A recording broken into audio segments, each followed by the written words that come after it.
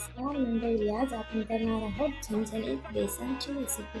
यासाठी मी हिरवी मिरची, लसूण, जिरे आणि मीठ याला बारीक करून घेतले. यासाठी कांदा, कोथिंबीर, कढीपत्ता, नंतर वाटलेलं वाटण आणि 2 कप असे मी बेसनचं पीठ घेऊन त्याला मिक्स करून घेतलं.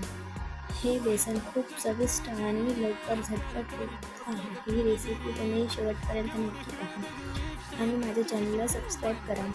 यासाठी मी 2 चमचे तेल घेतले. त्यामध्ये मी मोहरी टाकून त्याला चांगलं तडतडून घेतलं. मग त्यामध्ये जिरे, कढीपत्ता आणि कांदा याला चांगलं फ्राय करून घेतलं. कांद्याला चांगलं असं लालसर फ्राय करून घ्यायचं. बघा माझं कांदा किती छान झालं.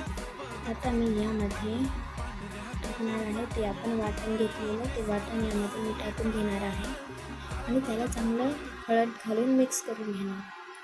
हे चांगलं परतून घ्यायचं. जेव्हापर्यंत तो सुगंध सुटत नाही घरामध्ये तोपर्यंत चांगलं याला परतून घ्यायचं. मग त्यामध्ये पाणी टाकून याला चांगलं मिक्स करून घ्यायचं. तुम्ही माझ्या चॅनलवर नवीन असाल तर सबस्क्राईब करा, लाईक, शेअर, फॉलोज नक्की करा. मग यामध्ये चवीपुरतं मीठ घालू. एकदा बघा मीठ लागतंय का, नाही लागत असेल तर मग नका घालू, कारण मीठ आपण वाटणामध्ये टाकलेलं आहे. मग यावर कोथिंबीर घालून त्याला चांगलं मिक्स करून घेऊ आणि याला उकळी येईपर्यंत तसंच ठेवू. बघा याला चांगली उकळी सुटलेली आहे. आता मी ते मिक्स केलेलं बेसनचं पीठ यामध्ये टाकून चांगलं मिक्स करून घेऊ. गरा आपण हे बेसन हटून घ्यायचं आहे. बघा हा बेसन खूप छान शिजलेलं आहे.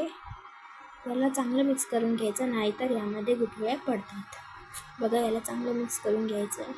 मी चांगलं याला मिक्स करून घेतलं आणि याला मी 10 मिनिटासाठी झाकण ठेवून लो फ्लेमवर तसंच ठेवून देणार आहे.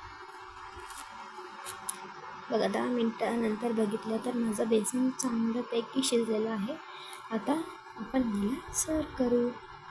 तुम्हाला ही रेसिपी कशी वाटली कमेंट्समध्ये नक्कीच कळवा. Bye bye.